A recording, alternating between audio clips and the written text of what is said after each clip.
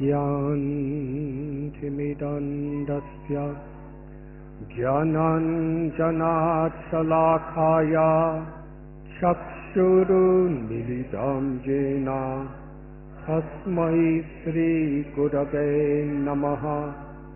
Nama Om Vishnu Padaya Krishna Pristaya Bhutale Srimate Bhaktivedanta Swami Niti Namine.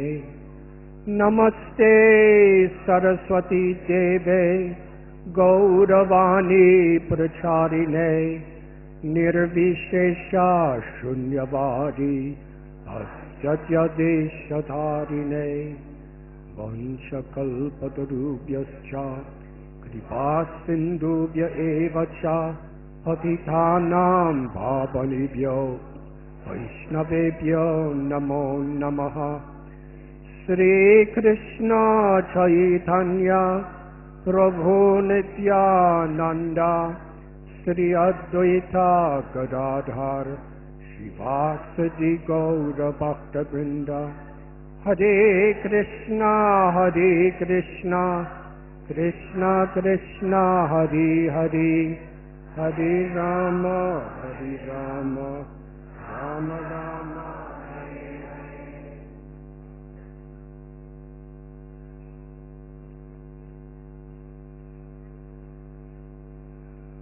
Welcome.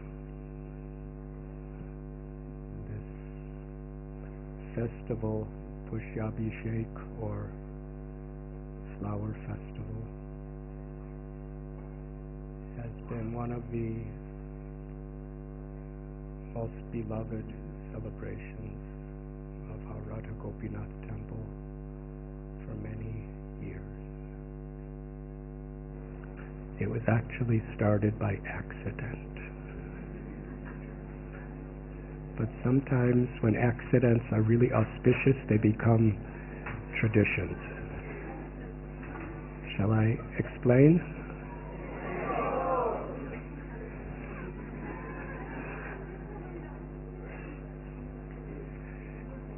In our Vaishnava spiritual calendar, there is a festival every year in January called Pushyabhishek. And Abhishek means bathing Krishna and Sri Radha. It's a bathing ceremony. And on the day of Radhastami, Sri Radha's appearance, and Janamastami, Krishna's appearance, the Lord in the temple is bathed with so many auspicious waters and juices and very sacred objects.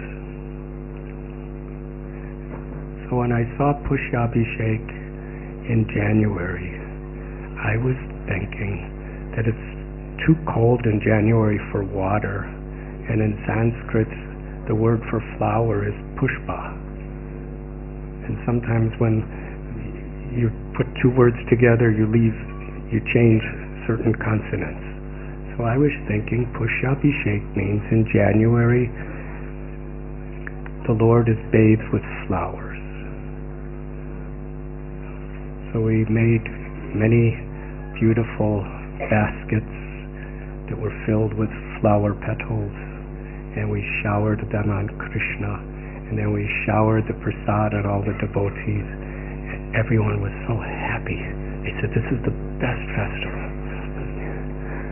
And we did this for a few years, and then I discovered that the month of January is called Posh, and Pushyabhishek means a regular bathing ceremony in the month of January. It has nothing to do with flowers. But because everyone was so happy, we carried on. And everyone is still happy. But as we were reading from the Srimad Bhagavatam today, and there's events in the Mahabharata and the Ramayana, in great festivals, when Krishna returned to Dwarka, they showered him with flowers. When the gopis would worship Shri Radha, Govinda Dev and Vrindavan, sometimes they would shower with flowers. When Ram returned with Sita to Ayodhya, they showered with flowers. So this flower shower is very much supported by scriptures and acharyas, but how we particularly applied it to January, all I could say was, I believe it was a very well thought out, orchestrated design of an accident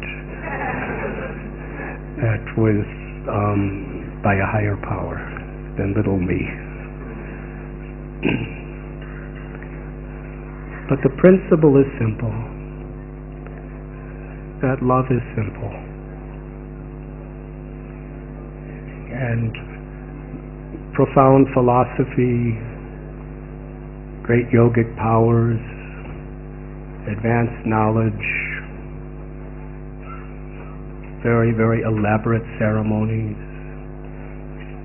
wonderful buildings built with great architecture, all of these things that are part of spiritual traditions are essentially aimed at something very simple. The simplest thing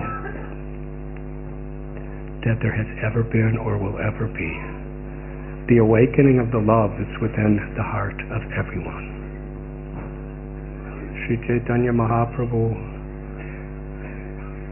he spoke a verse, Nitya Siddha Krishna Prema Satya Kabunoi Saravanadi Sudhi Cheti Kodiye Udoy.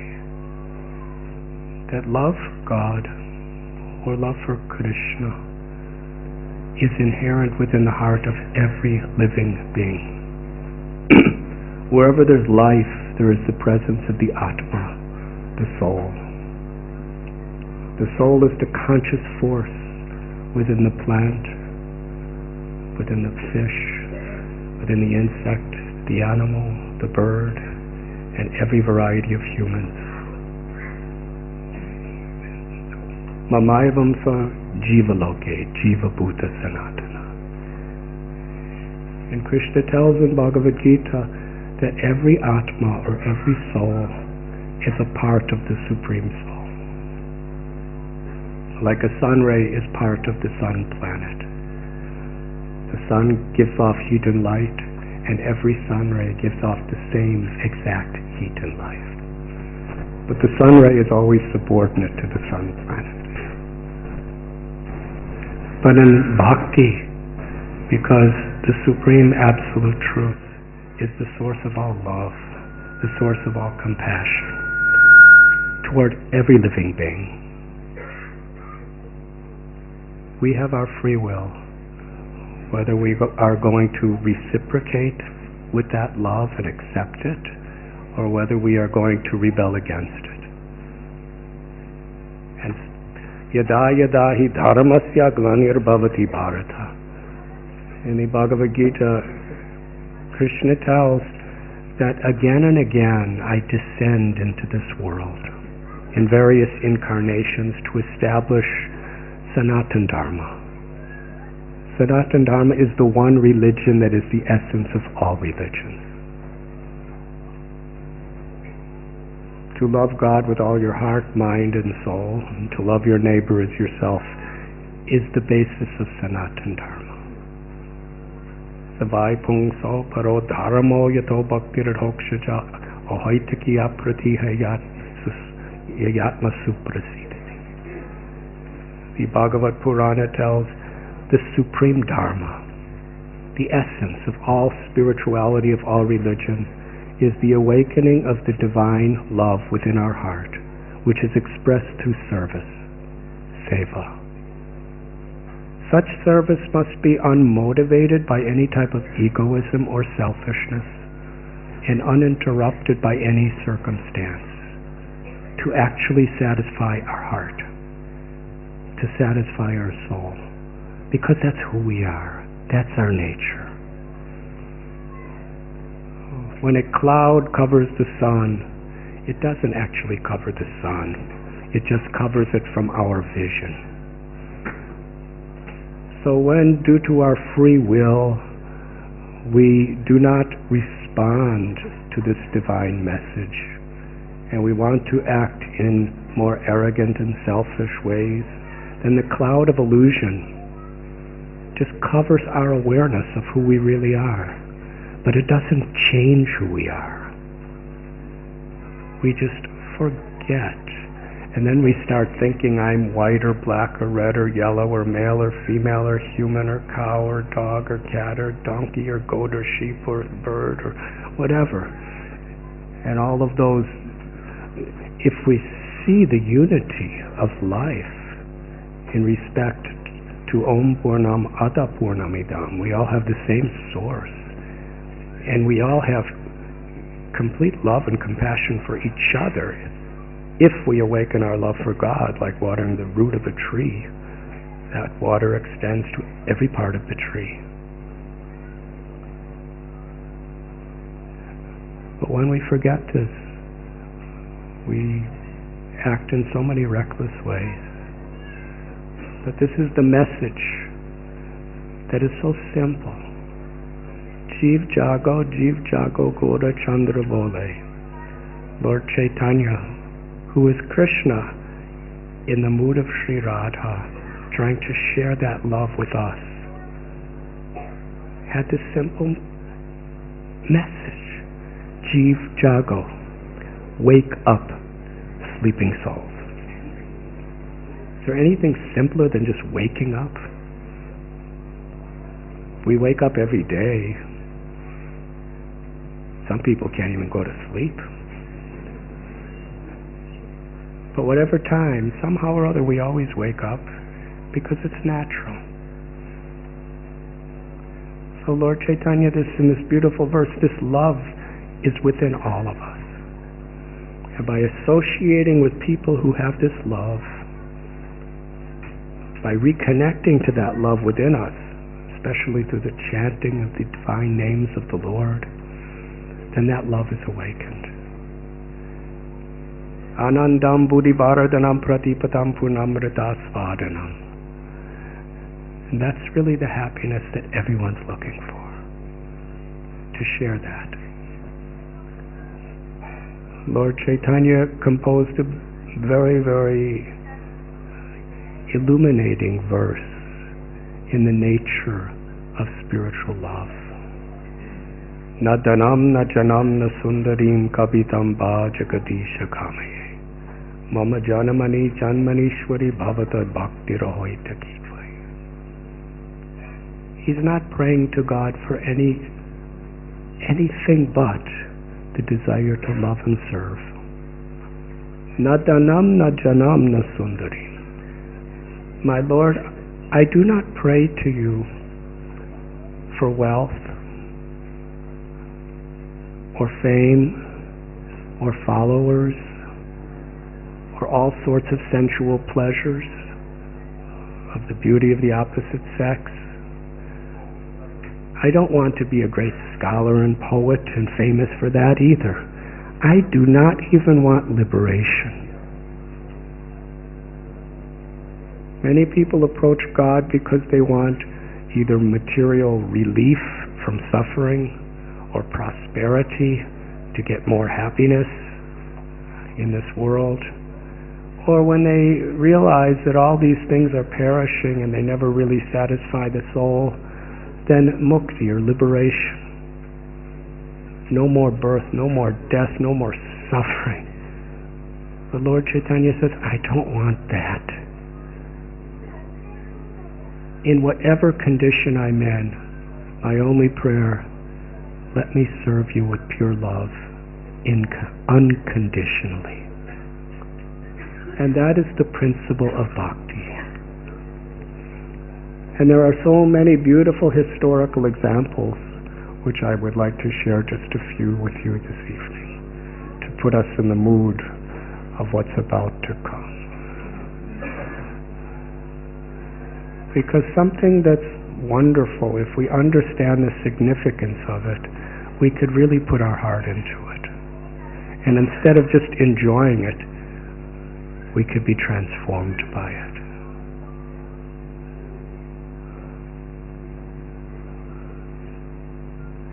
there was a great king. His name was Prataparudra. He was the king of most all of South India around 500 years ago. Orissa, parts of Andhra Pradesh, parts of Tamil Nadu. He was an unrivaled king. Even though in those days the Mughal emperors were trying to conquer all of India, they could not conquer King Prataparudra. He was enormously wealthy, because usually kings are. Extremely powerful. And he was loved by his people because he was so caring. And at a time of a wonderful festival called Radha, King Prataparudra, he took the role of a simple street sweeper. And with a broom, he swept the road to clear the path for the Lord's procession and for all the devotees and for all the common people. And when Lord Chaitanya saw this, he understood not what he was doing, but he understood his heart. This was actually his identity. He wasn't thinking, I am the king and you are my subjects. He was thinking, I'm the servant of the servant of the servant of the Lord. And he expressed this as if the only desire he had in his life was just to be the servant of the servant of the servant of all servants, servant of everyone. And he was willing to publicly come out, and this was not for political purpose. Sometimes in politics, for elections, in the campaign, big rulers come out and sweep a street or do something menial. But it's usually to get votes. But kings didn't need votes, because they were born kings and they died kings. It was just who he was. Even for the least of his citizens, he would put down his life to help them. Why? Because he felt that I'm not the king. I'm in this role of a king. But everything belongs to God. And every living being is a child of God. And my responsibility in this role is to be a caretaker. I'm going to use a really feeble example, but I hope you get the idea. If a mother and father appoint someone to be their babysitter, yes? Does the babysitter do anything they want in the house or to the child? The babysitter understands, I have to take, on behalf of the parents, I have to protect this child and give this child happiness. And I have to respect this house according to the will of the owners. So a king is like that when they're God conscious. These are God's children in my care, and many of them need help, and they need protection, and they need compassion, and they need prosperity, and they need most of all spiritual direction. And he was a servant. So that humble devotion brought him to the highest state of spiritual enlightenment. Another story, when Krishna, he left Vrindavan with Akrura and came to Mathura. At the time he was not even 11 years old. But he's Krishna, so he could do anything, anytime. When he was 7 years old, he held up a mountain for 7 days and 7 nights. Shri Govardhan. And today, that mountain is only a fraction as big as it was that time. It is 21 kilometers to walk around at 14 miles. So Krishna's Krishna. When he was a little baby, his mother was told that he ate dirt, so she looked in his mouth and she saw the entire universe within his mouth. And the universe didn't get small and his mouth did not get big. Now you may say that's inconceivable, but Achintya Shakti, that's the first principle in God realization, that the source of everything that exists is inconceivable.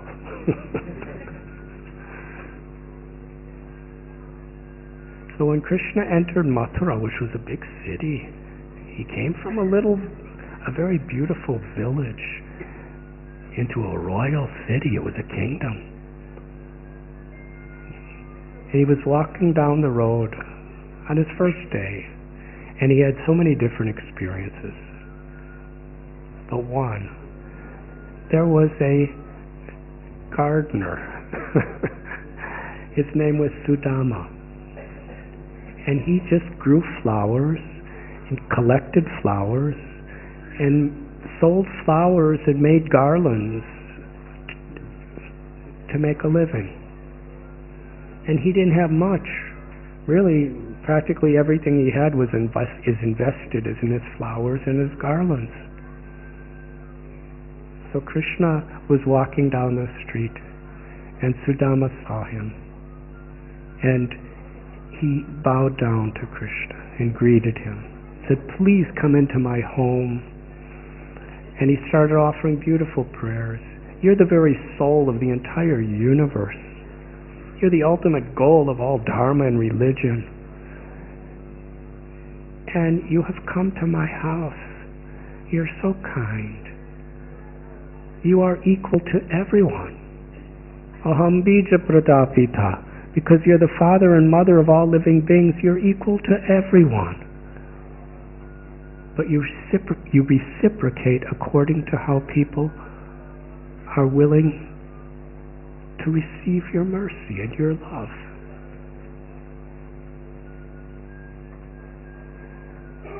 And then he asked Krishna, how can I serve you? How can I please you?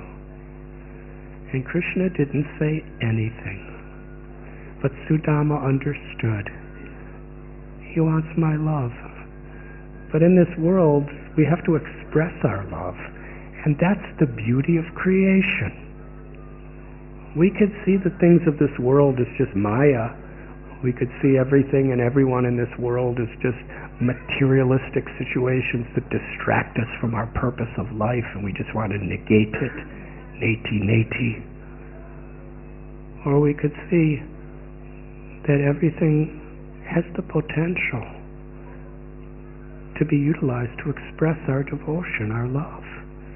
And then the world and creation becomes something very divine. So he understood this. And when you love someone, you want to give them the best you have. You don't want to give them the least you have, because you want to please them. So he got his best flowers and his best garlands, and he put one on Krishna and one on Balaram. And Krishna and Balaram came with many of their little friends who were just simple cowherd boys. And he put all of his best garlands and all of his other garlands on Krishna and all his friends. He gave everything. And Krishna was so pleased. Does Krishna need flowers? He's the seed of all life. He has unlimited flowers. What is a flower to Krishna? But Krishna is Bhava Grahi Janardana. Bhava Grahi means Janardana, the name of Krishna, who's the proprietor of everything that exists. He accepts the essence of a person's heart, which is their love. And that's the only thing he accepts. Sudama offered these simply to please Krishna, with his heart and soul. His very body, mind, words, life, soul was in every little petal of those flowers, and he was offering with love. And Krishna said to Sudama, I will satisfy your every desire. Ask for any blessing from me. Sudama, with tears in his eyes and folded palms, he said, my Lord, I only want this. That forever, in whatever situation I may be in, let my devotion and my love for you be pure. Let me always wish to please you. And grant me this simple benediction. Let me always be intimate friends with your devotees, with those who love you. And let me have this benediction, because I know it pleases you most. Let me have completely unselfish, transcendental compassion to all living beings. He didn't ask for anything for himself. He wanted to serve the devotees. He wanted to be compassionate to all living beings, whoever they were and whatever species of life they were in, and he wanted to love and serve the Lord. That's bhakti. And Krishna was so moved by him. He admitted, I'm conquered by your love. I'm subordinate to the love of my devotee. I grant you all these benedictions, plus, even though you don't want them, just from my side, I promise you long life, great physical strength, constant mental clarity. I promise you that you will get economic prosperity that's ever growing. You will always remain young and beautiful, and your family will be really cooperative and happy. That's what Krishna gave him. But all Sudama wanted was pure devotion, pure compassion, and intimate friendship.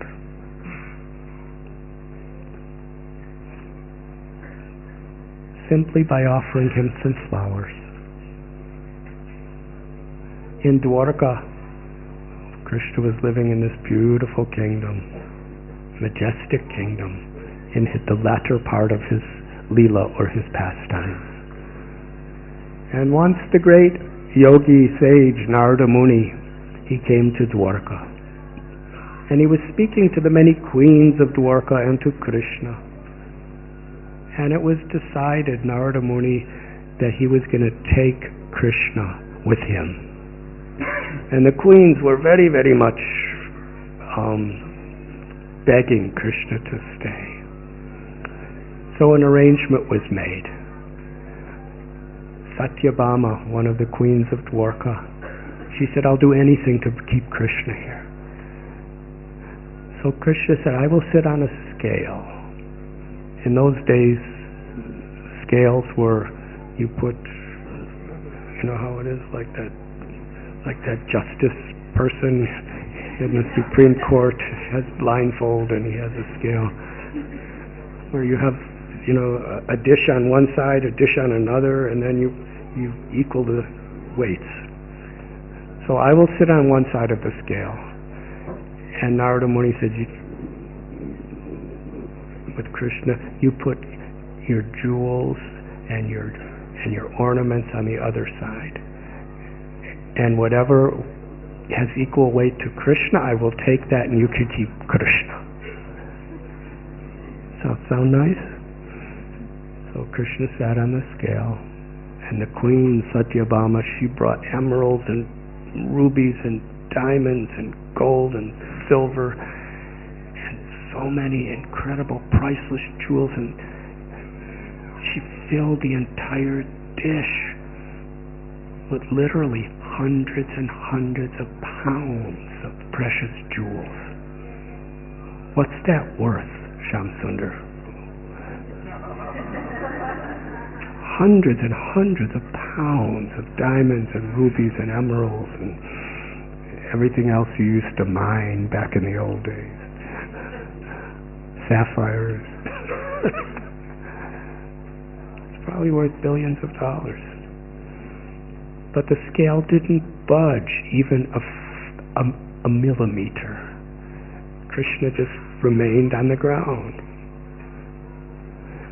And Satyabhama, they were really worried because now Krishna's going to be taken away from us. So the other queens started coming and putting their jewelry on it. Pearls. And they completely filled it, overflooding. And the scale didn't move. So then Rukmini, who's one of the queens of Dwarka, the first queen of Dwarka, she saw the emergency situation. And she said, take all the jewels off. Take everything off. And then it was just Krishna on one side and an empty plate on the other. And she collected one single tulsi leaf.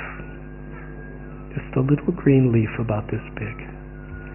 And with love and devotion, she placed that leaf on the scale, and Krishna just shot up and practically like a launching pad. And then he explained to everyone that I staged this beautiful pastime just to show that it's only through pure love, even in its simplest form, that has any value to God. In the Mahabharata, Radhanath, he likes to tell these stories. Krishna came to Hastinapur, and Duryodhana was very much arrogant and totally envious of the Pandavas. And he was really greedy, but he was so intelligent. He could just manipulate. He was a genius. And it's good to be a genius if you have good character. But if you're a genius and you don't have good character, it's very similar.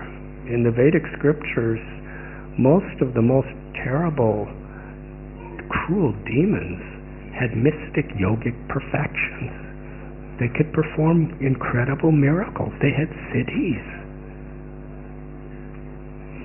But they were pretty weak on their yamas and niyamas. They could walk on water, and they could just chant a mantra and create nuclear weapons, and they could go to any planet they want with a mantra. But they had arrogance and selfishness.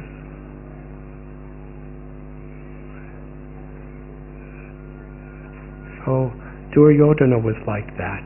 He had so many powers, but he was envious and very greedy for power.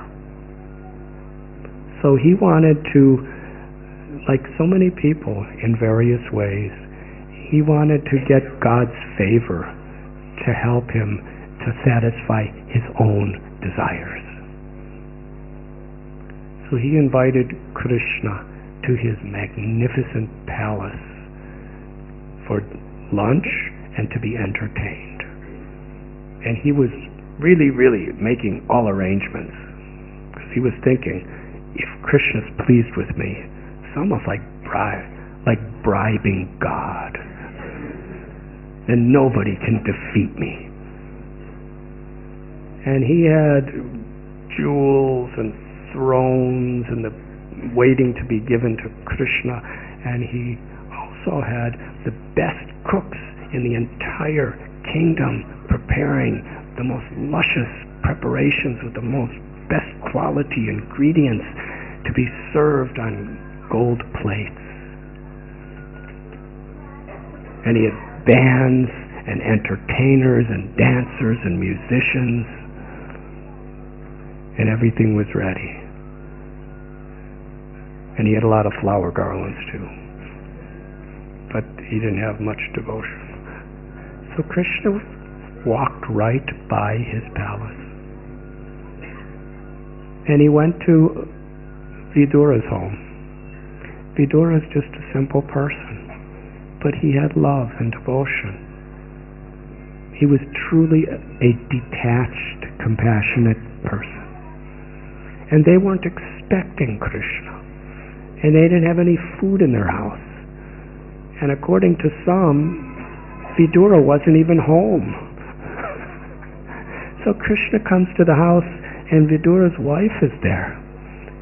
And could you imagine Krishna coming to your house as an unexpected guest? She was really nervous. She brought Krishna in her house and she put a little straw mat down and he sat on the floor and he said, "I'm hungry."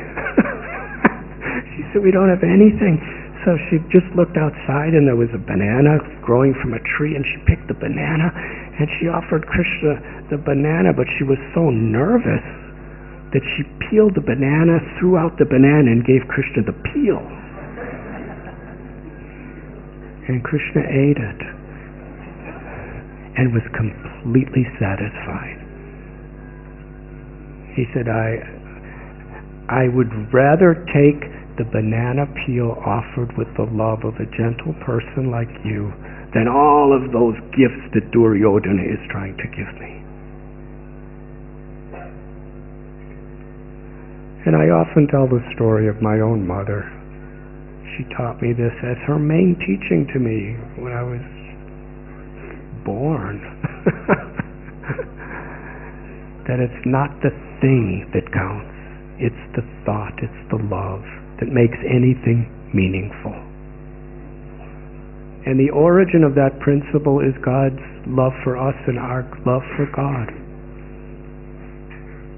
If someone gives you a pearl necklace or a flower, the thing itself doesn't give much satisfaction. It gives no satisfaction to the heart. It may really create a sensation in our mind. Oh, this is a pearl necklace. What is it worth? And what is it beautiful? And how nice it looks on me. Or for a man, it may be something else. The same principle. But there's no satisfaction that can touch the heart. Only love can touch the heart. Our Guru Srila Prabhupada, he said we should try to offer Krishna the best we have. But even if it's a little leaf, or even if it's a little piece of jewelry made out of some simple plastic or something, if that's all you have, if you offer it with love, it has more value to Krishna than diamonds.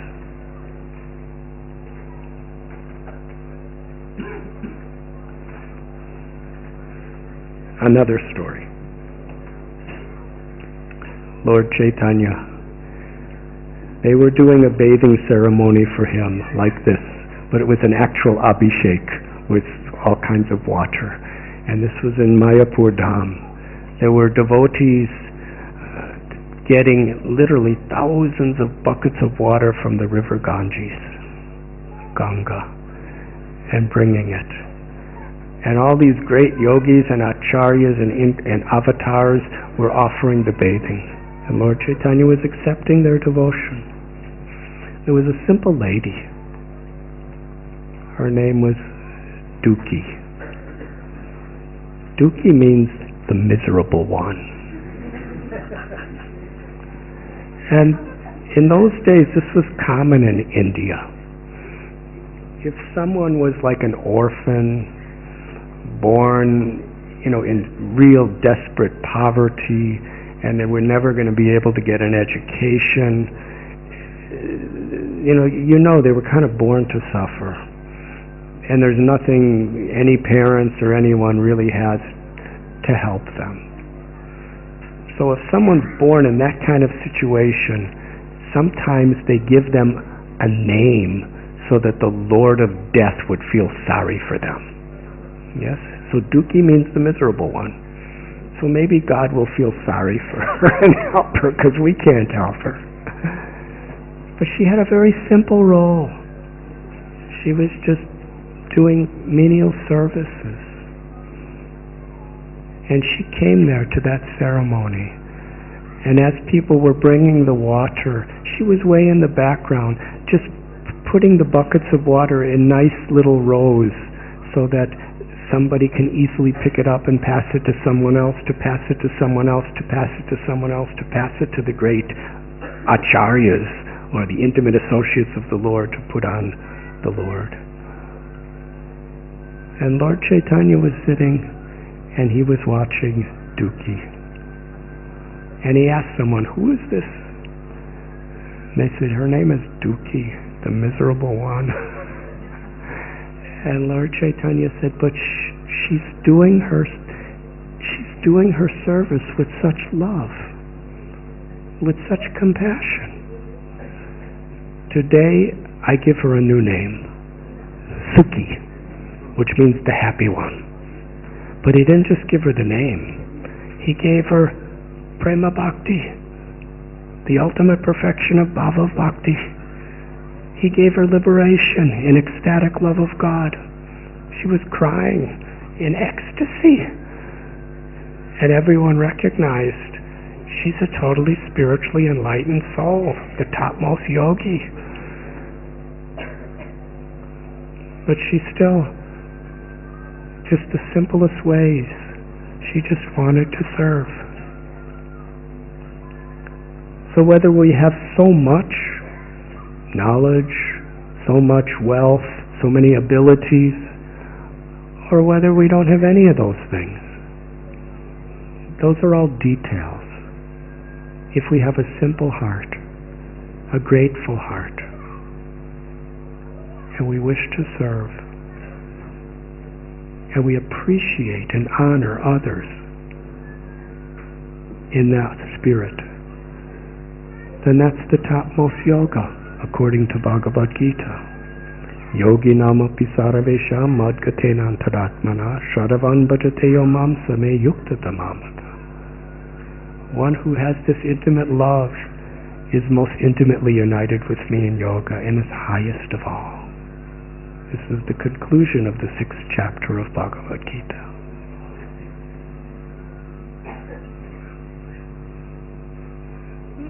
Pushyabhishek ceremony, it's beautiful because it unites us on such a special and simple, heartfelt way. We were speaking this morning.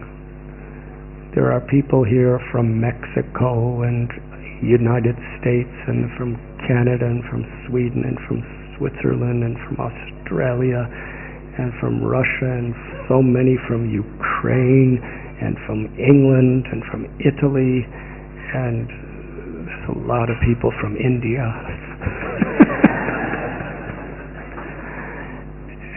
And there's billionaires here, and there's simple monks who don't have a penny to their name, who just sleep on a little straw mat and are really happy too. And there is PhD professors and scholars and scientists, and there's farmers and people who take care of cows. There's orphans. There's people who are white and black and red and yellow and brown. There's people from religious backgrounds of so many different varieties. But this morning everyone was sitting around the same little baskets of flowers, plucking flowers. And whatever our particular status, caste, sex, or economic bracket, when you pluck flowers, you pluck flowers. And there was a particular unity in which we all understand how we really are, despite our incredibly amazing differences. We're one in our love for God, in our compassion for each other, in our appreciation of that spirit.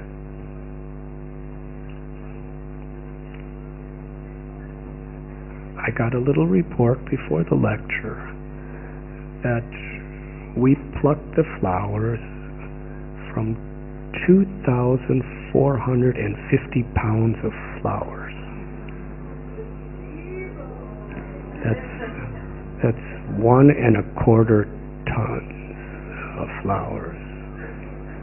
Or for those of you who are kilo oriented, it was 1,100 kilograms of flowers. So it's many flowers. So how many petals is that? You'll see in a few minutes.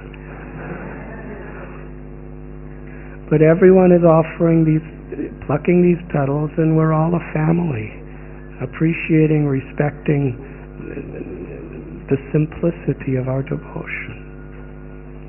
And then all these petals, I think there's about 15 different kinds of flowers from 15 different places from our eco-village.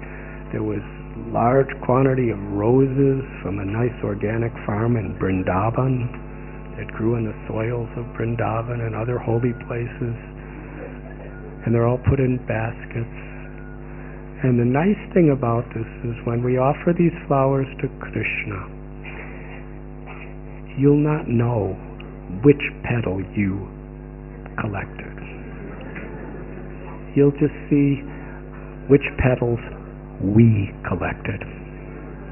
And that's an important philosophical point. When we're thinking in terms of janasya moho yamaham-meti, I and mine, that's the source of all illusion and suffering. But when we learn to think in terms of we, of us, and we appreciate each other, and we have compassion for each other, that's actually the yoga consciousness. That's the consciousness of unity of the body, mind, the soul, and the soul with Krishna, with God, and the soul with all other souls and all of nature. So when these flower petals are showered upon the Lord, we could find great happiness in our offering. Not just your offering or my offering, but our offering. With one heart. In this ceremony, even if you didn't pluck a single petal, just being here and appreciating the offering, that's an offering itself. And when Gaurvani and Vishwambar Prabhus and others are singing and Radhanath Prabhu, then that kirtan, it's the same principle. Yagyai sankirtana praya yajantihi sumedasha. That the most powerful, effective of all spiritual practices in this age of Kali, according to the Vedic literatures, is the congregational chanting of God's names. Harinama, Harinam, Harinam eva kevam. And Sankirtan is when we chant with one heart, with one voice, when we're unified with affection for each other, with compassion for each other, with appreciation for each other, with a genuine concern for each other. When we chant in that spirit for the pleasure of the Lord, then our combined voices, it's like the combined flower petals. They are the most pleasing offering. So just now the flower festival will begin, and believe it or not, I'm going to end my long talk. But please try to appreciate, as we're singing, it's another shower of flowers. It's a shower of love. From our hearts, if we're singing God's name and trying to inspire each other in doing that, then one voice. All our voices are united in that devotion. And as we see this beautiful flower showering, it's our combined love, our combined sincerity of devotion, which is being offered to the Lord. And at the end of the ceremony, please don't leave, it's the best part. When all those flowers, Krishna, through the hands of his devotees, will shower upon you. It's a shower of grace, it's a shower of mercy, it's a shower which represents, symbolizes, and expresses Krishna's mercy, Krishna's love upon us.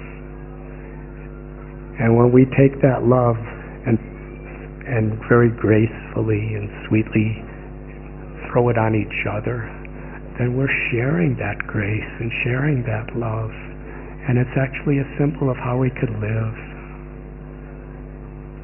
Krishna tells in Gita, Patram Pushpam Palam Toyam Yome Bhakta Prayachati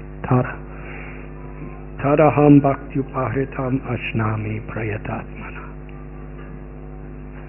If one offers me even a leaf, a flower, a twig, or water with devotion, not only does Krishna accept it, but he's eternally grateful. That is the nature of God's love. And that is the nature of love itself. Thank you very much.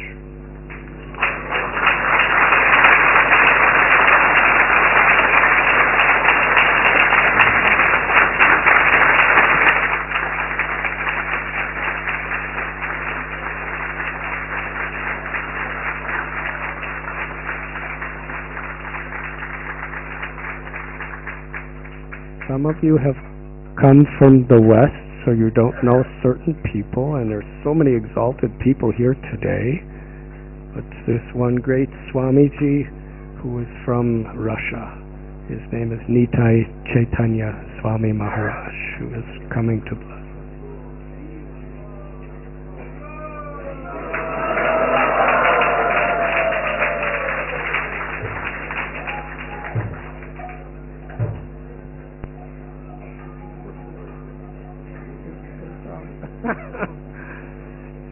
And we have Sridharji, who is the founder of Bhakti Fest, the largest kirtan festival in the Western world.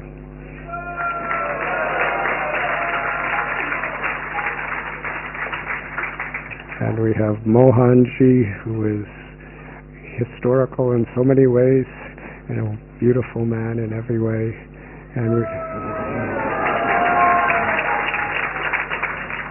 And we have our dear God brother Shyam Sundar, who is like a legend in his own time.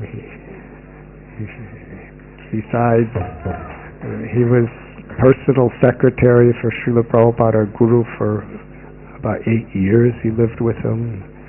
He established the second temple in the whole world outside of India, in Haight-Ashbury in San Francisco. And he lived with the Beatles and recorded #1 songs entitled the Hare Krishna Mantra.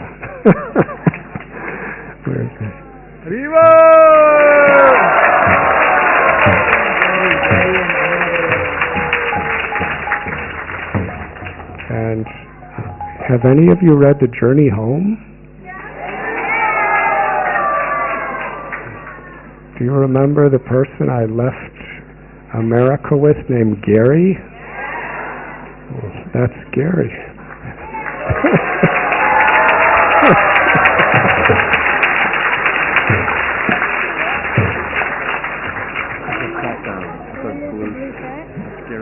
And this is my nephew. His name is Willie.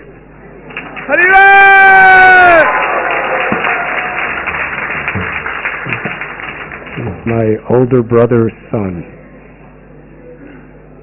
And we have special guest Anil Agarwal ji. Can you please stand up? He's a dear friend of our temple for so many years.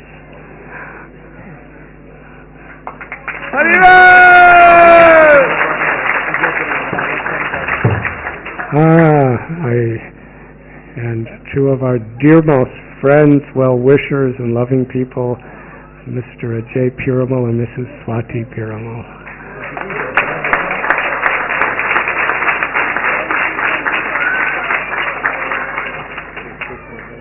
And my dear godbrother, Narothamanandaji and Vishwadevi Mataji, and Kishore Biani ji is here. Where is Kishore? Haribo!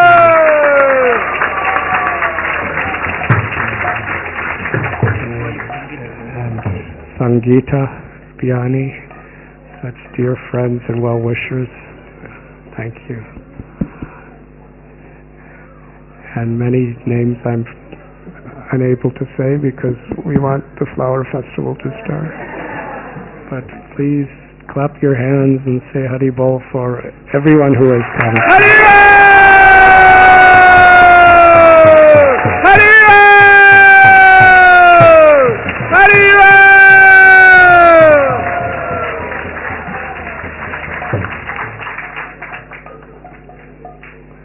Thank you very much.